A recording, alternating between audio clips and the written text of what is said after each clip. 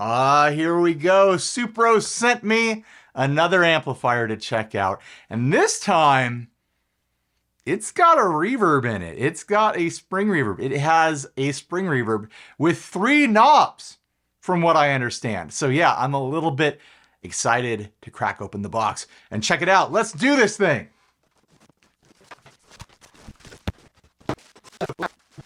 Supro really knows how to make an amp that you want to look at. Jeez. Really fun visual design here.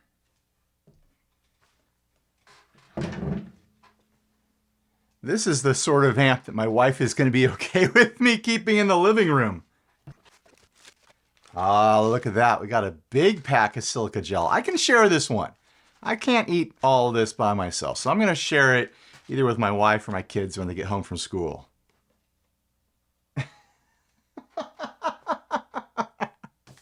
This, of course, is the Supro Montauk, but you already know that from the title and the thumbnail and the description.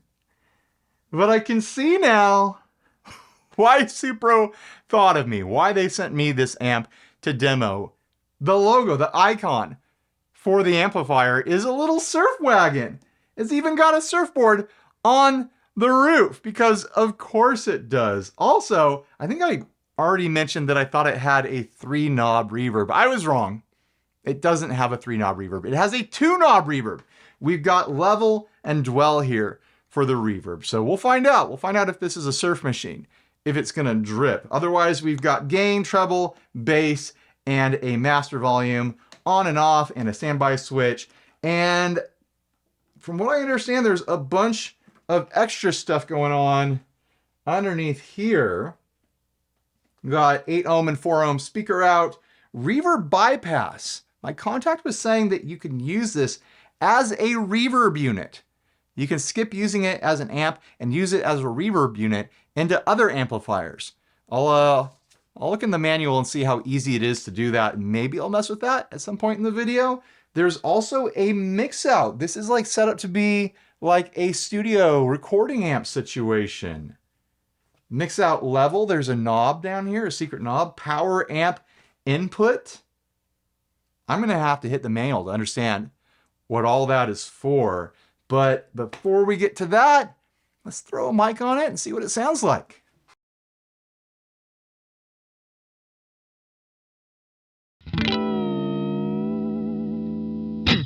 I'm going to start off with my Fender American Vintage 2 Jazzmaster loaded with an off-Kiltertron pickup in the bridge position from our friend Mel over there at Alameda Guitars. It gives me a selection of 3 different single coil and 3 different humbucker tones, but I'm going to start off in that Strat style sound right there, right where the switch is. And starting off with the amplifier, with the Montauk here, I've got the EQ wide open. I want to hear what it sounds like with the treble and the bass all the way up. And I dialed in the gain and the volume to be a good place to start off recording wise. And then we'll explore that range as well after we explore the EQ. And then we'll get into the reverb, the thing we're all here for, right? I'll try to make this fast. All right, I am in the middle position.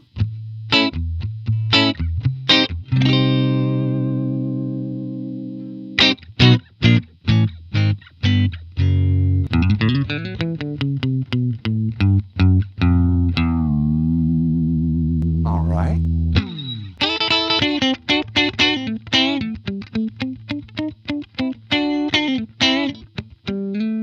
Sounds decently warm, responsive. I'm getting a touch of tube compression right off the bat. Let's try it on the bridge pickup.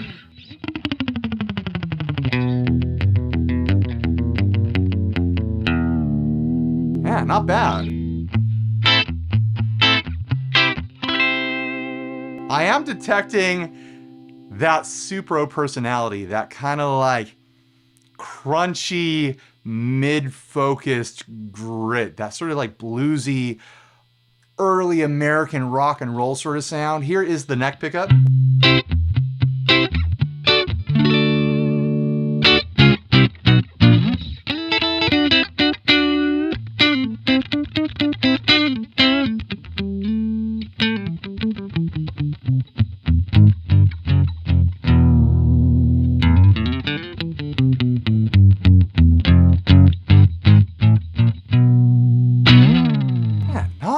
bad right off the bat. I haven't even like tweaked the EQ at all.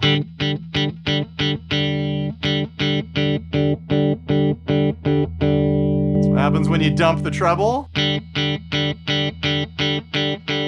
That's what happens when you dump the bass. Yeah, it's got that like bright, focused, high mid thing happening in there. There's your mids. That's all that's left when you roll back the treble and the bass.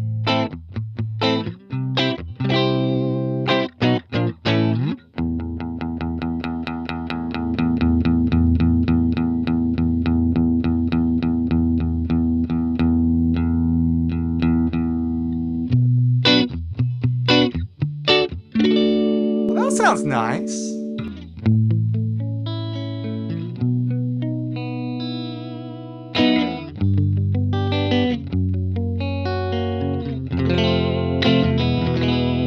Could use more treble.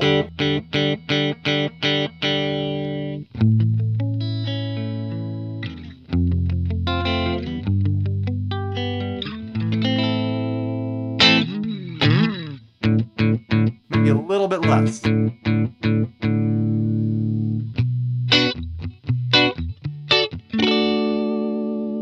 Bridge pickup. Neck pickup.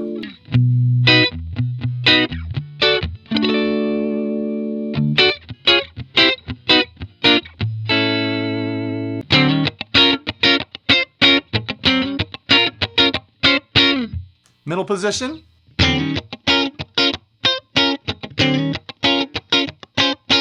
And bridge.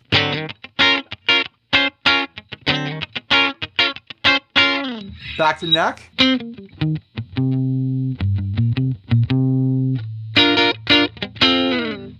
Middle.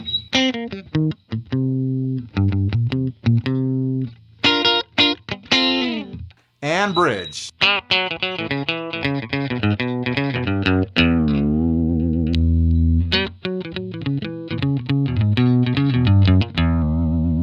Yeah, not bad. All right.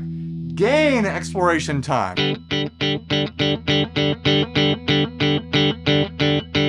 Fattening up.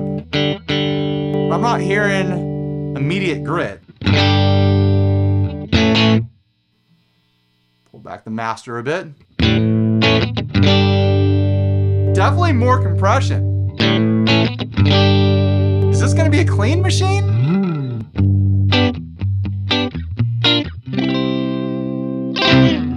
Yeah, it got fuller and thicker.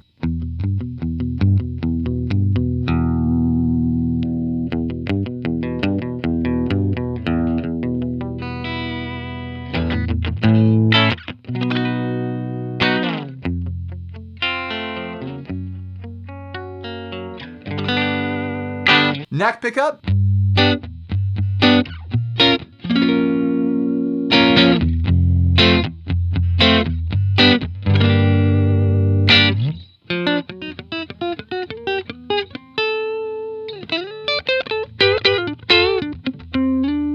Not bad, really not bad at all. Let's keep going up that gain control. Is it gonna get any dirt at all? There we go. Wow, they hide the edge of breakup really high up the gain knob, don't they? I like that. It's not gonna be a hyper dirty amp, is it?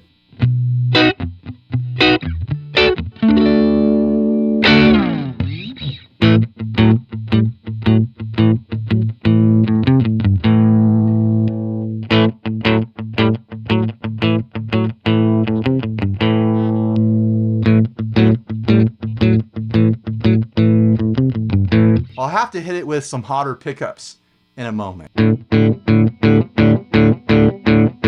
There it is, all the way up. Let's throw some more highs into there, some more treble. Pull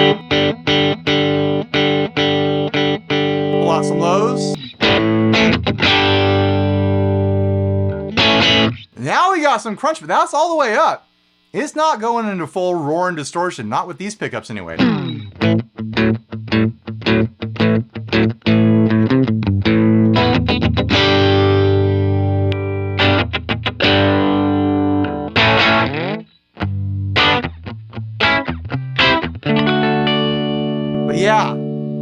accentuates that tight mid sort of grit, that bluesy sort of cut through the mix kind of howl you expect from a Supro style amplifier. It's doing it. It's got the Supro personality.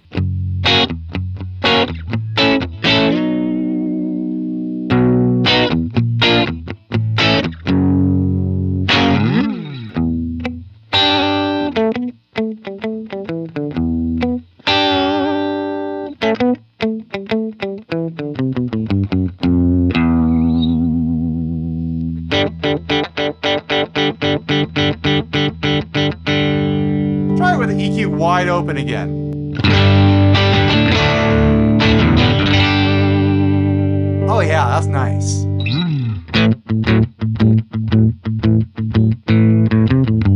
Like it maxes out like in the sweet spot. There's just like that kind of edge of breakup where you can pull back.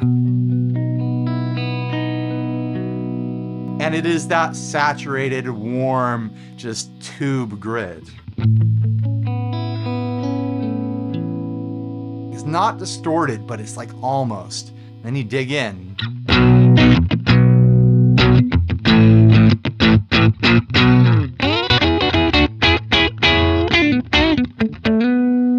Bridge back up.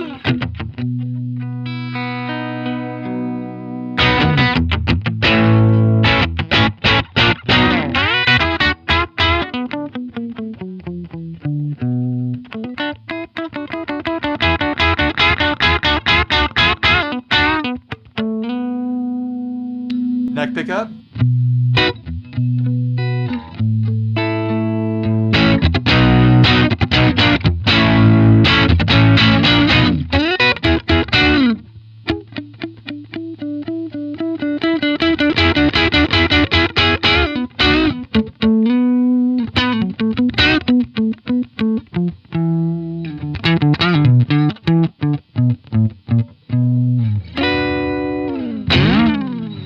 Not bad. I like that. That's a tube tone crafter. You want that saturation, you want that thickness, you want that compression. You want to push into dirt, but you're not going for that full-blown Van Halen Brown sound. Just turn the gain all the way up and then control it with the master, right? How loud does it get? There's some more gain for you.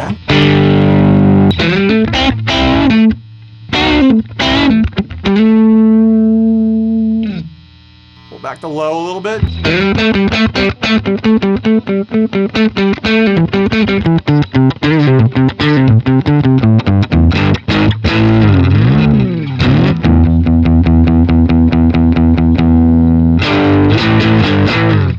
Yeah, you got more gain on tap if you turn up the master. Turn it back down to a reasonable level. Now let's do it. Let's finally get into it. I want to hear that reverb. So we've got a level and a dwell control.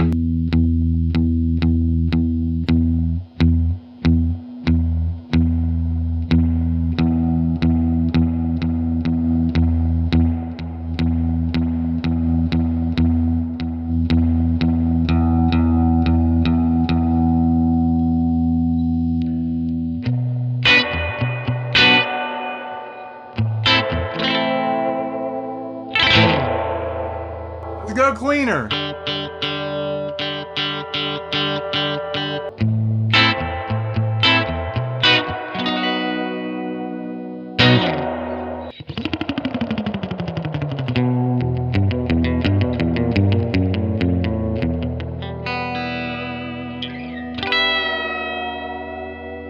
I'm not detecting a traditional drip. It's more of a cavernous style reverb.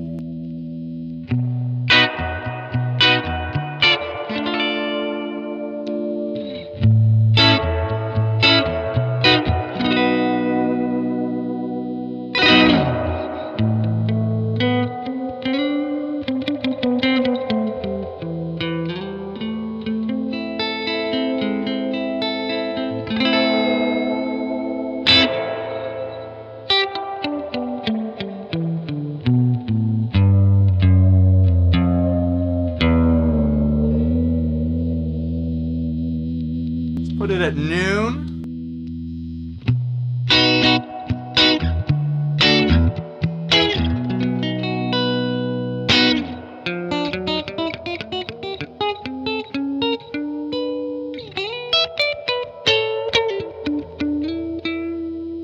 It sounds good.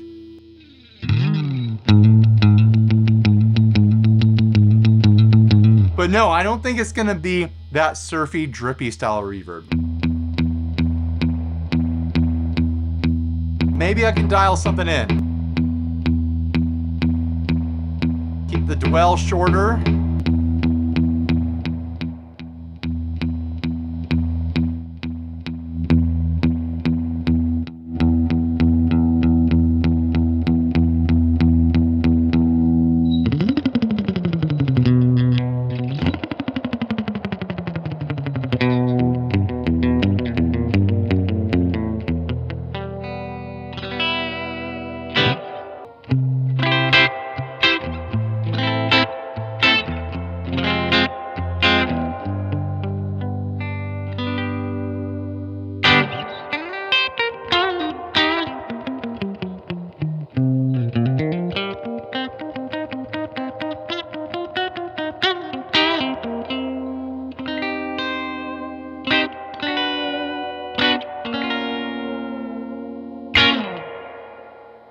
Yeah, it's like a splash. It's like a splash into a cave system sort of reverb sound.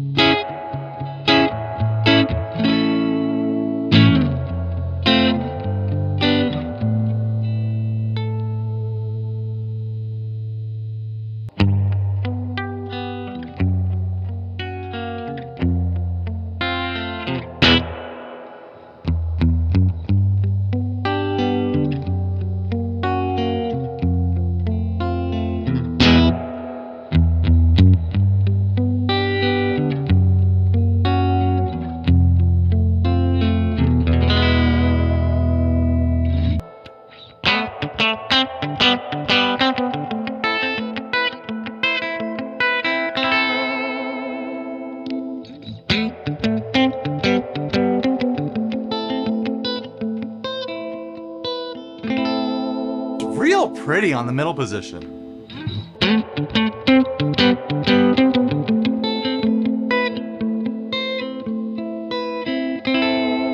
Neck position too. I mean, the bridge has got that, just that piercing grit to it.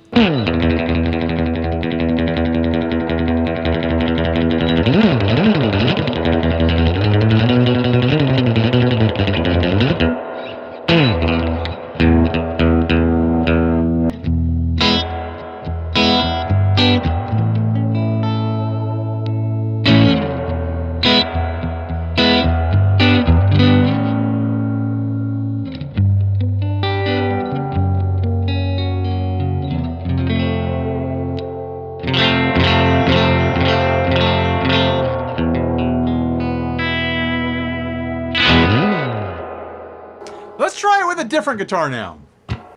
I've got the Fender Ultra 2 Stratocaster here. Higher output pickups, shreddier neck profile, that's for sure. Let's see what kind of difference that makes. Got a bridge humbucker as well. And it needs to be tuned. Let's tune it.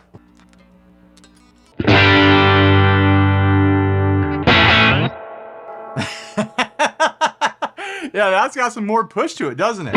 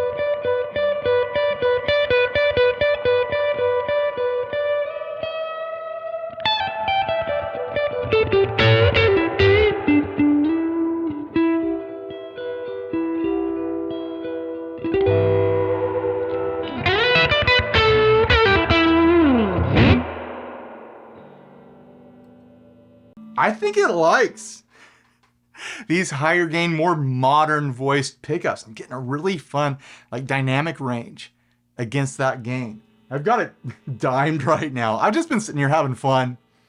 Sorry if, I let you down and completely lost the narrative and didn't let you know what I was doing, but I've just been playing. I've just been playing, getting lost.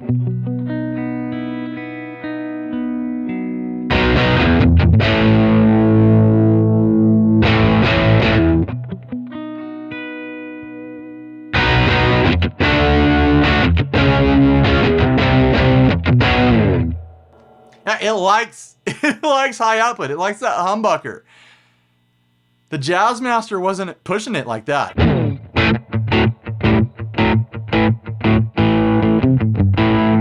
mean, we were getting that really nice, like, pleasant, squishy, like, tubey, saturated compression.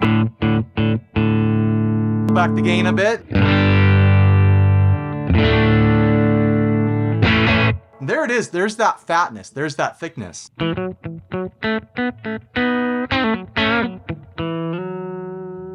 it on the neck pickup.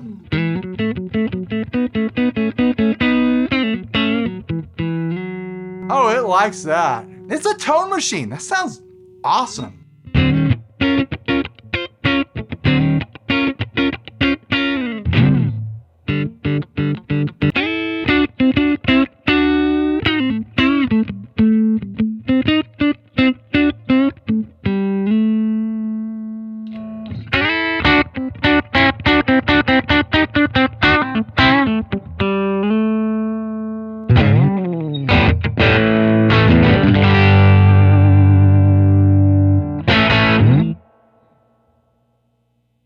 Man, not bad.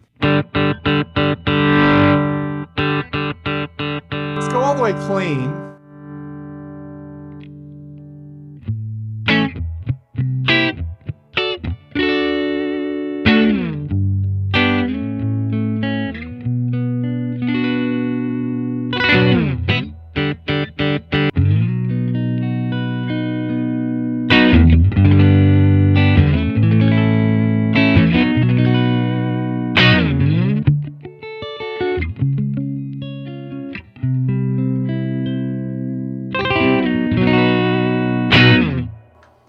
Bring that reverb back in.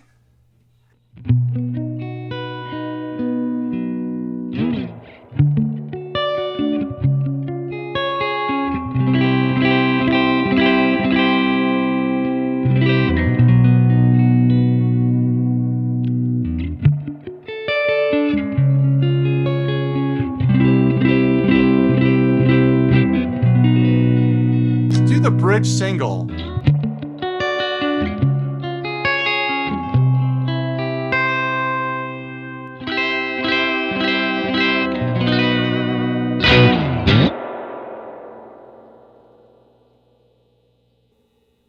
It's a great sounding amplifier. As far as the reverb goes, like, it's not doing the surfy thing.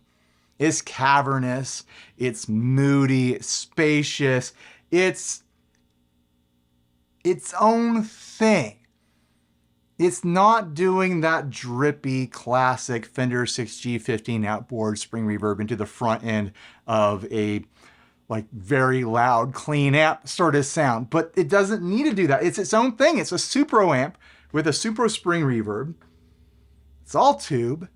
It sounds great. It's just different, you know? It's not the California sound. It's the Montauk sound.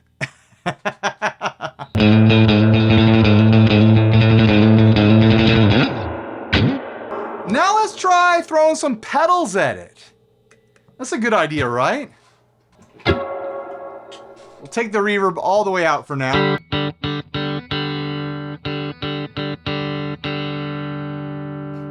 And dial it in pretty clean.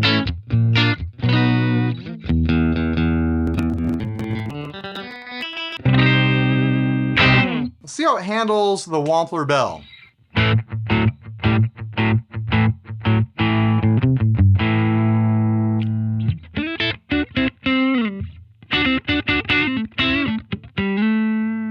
Sounds nice. Let's push it into drive.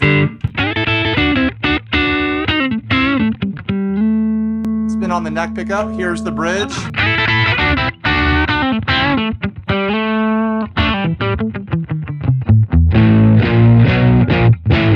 Here it is without the bell. The bell back on.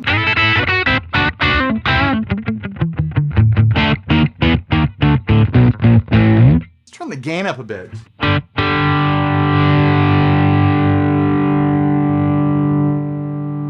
Volume down on the amp. There we go.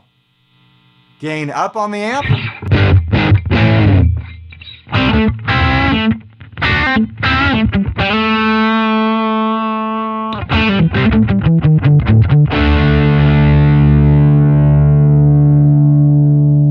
Pull that low back a little bit.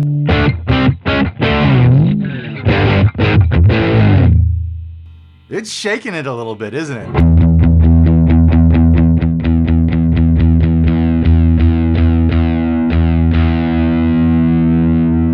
Find that sweet spot.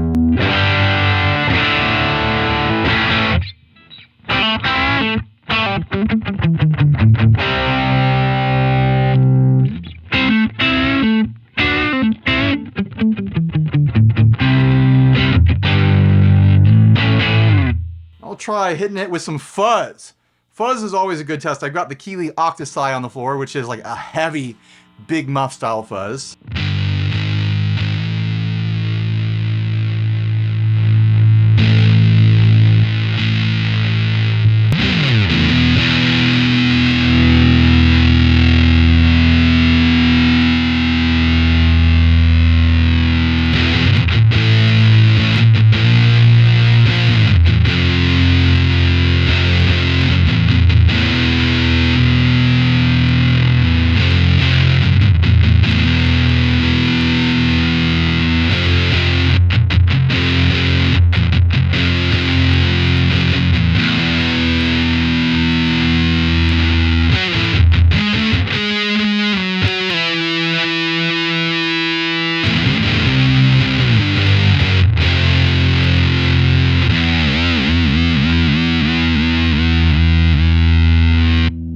Start with the octave side now.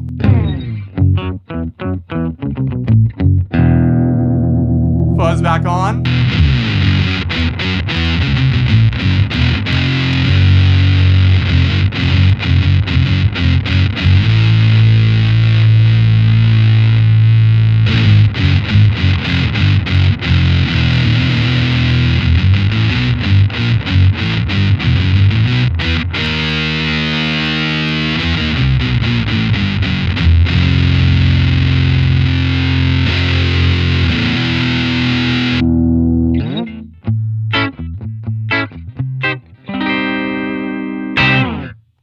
It seems to take drives just fine. It liked the overdrive a lot. The Wampler Bell, fizzy green overdrive.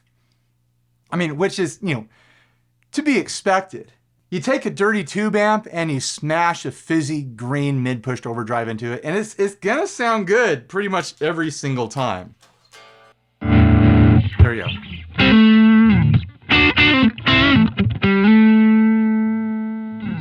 Try that with the reverb.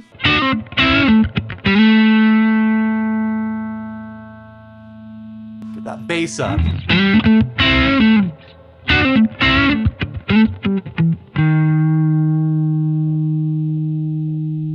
More reverb.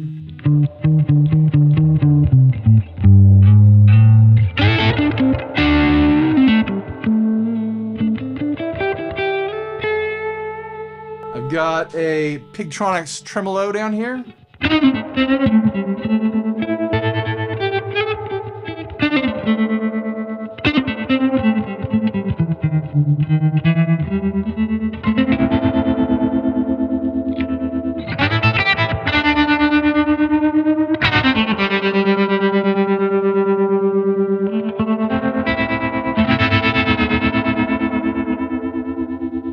Take that drive off.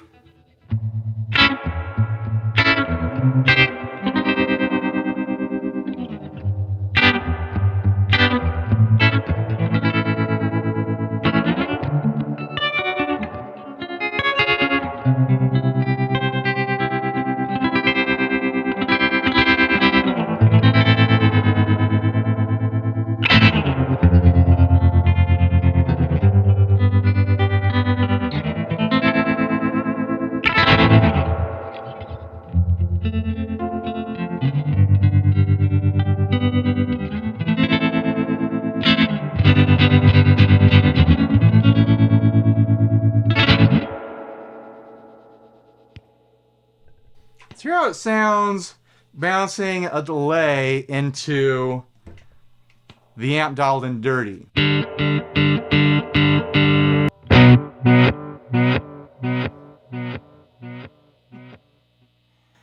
I was on the reverse setting for some reason.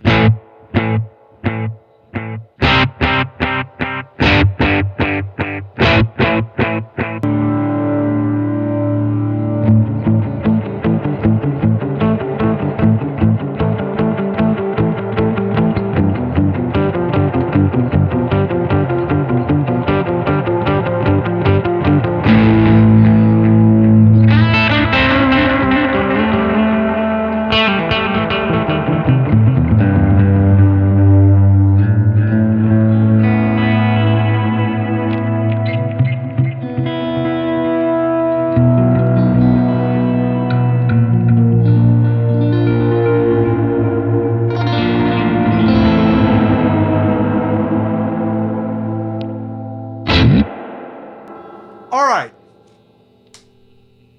Let's call it what it is. It's a tone machine. It's a tone monster. If you're looking for a 15-watt amplifier and you like 10-inch speakers the way I do, like I love a 10-inch speaker. They're tight and they're focused and actually have a decent amount of low end, like oomph and warmth. Like, a lot of people think that smaller speakers, smaller than 12, means there's not going to be low end, which is completely false. Absolutely false.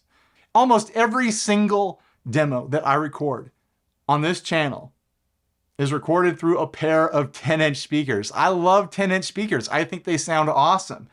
So anyone who's complaining out there about this having a 10-inch speaker is being a little bit silly. You've got a lot to learn about guitar and tone if you think you can't get low end from a 10-inch speaker. But yeah, absolute tube tone machine. You want that compression, you want that thickness, you want that fatness, you want the edge of breakup. Like, you've got a lot of range here to play with to find your preferred edge of breakup. It gets fat and gritty and crunchy and saturated. Oh man, it's got the volume that I would expect from a 15-watt amplifier. Like, it's not gonna blow the doors off your house or anything like that. If you've got a heavy-handed drummer, no, it's not gonna do it. You're gonna need a louder amp. But if you've got, like a little tappy drummer guy who can hold back and play tastefully, yeah, you can use this with a drummer. It's got enough push to it. The reverb, it's not a surf machine. It's not a surf monster. Yeah, it's a tone monster. It's a tone machine. It's a tube monster. That's a totally different style reverb than what I would say is a classic spring reverb sound for surf guitar, but it sounds good. It's cavernous, it's warm, it's thick, and it's rich. It kind of just fills you out behind your signal, or you can get well over it, but it's not gonna be that drippy, dynamic, splashy style spring reverb. I appreciate the little Surf Wagon logo on there. I appreciate that there are two controls for the spring reverb. And yeah, I'm absolutely going to be using the reverb on this amp in my personal playing time. But yeah, let's not do any false advertising here on this channel and say that, yeah, totally, this is a surf amp. It's not a surf amp to me. Is it a good amp? Yeah. Is it a great amp? I think so. I think it sounds awesome. But yeah, it doesn't fill that bill for me, or it doesn't fit the bill. What's the phrase? What are the words I'm looking for? But anyways, oh, it's beautiful too. It's attractive. It's a piece of furniture. This is going to live around my house in places where a normal ugly amp wouldn't be allowed to go. Bust this out for parties, impress my friends and family. Like, ooh, I didn't know you had pretty amplifiers. So yeah, huge thanks to Supro for sending this out to me. I still have, what is it, the Supro Delta 12 or whatever it's called, Delta King? It's something like that. I love that amplifier. And like, backtracking a little bit, I bust that out at parties. Like, I have friends over, like most of my friends are artists and musicians. That's just like the pack that I travel in, And so whenever we have parties, we bust out the amplifiers and the guitars, and we've got a drum kit around here, and we just hang out and jam. And that Supro has been the star of the show so many times, and I have a feeling this is going to live in that space. It's got the drive, it's got the grit, it's got the tone, it's got a splash of reverb if you want it, it's got the looks, it's small enough to carry around the house and be like, oh, hey guys, one more amp, one more person can join the jam session. Like, also, it seems like it'll be a really cool like studio amp with all the options in the back, running direct.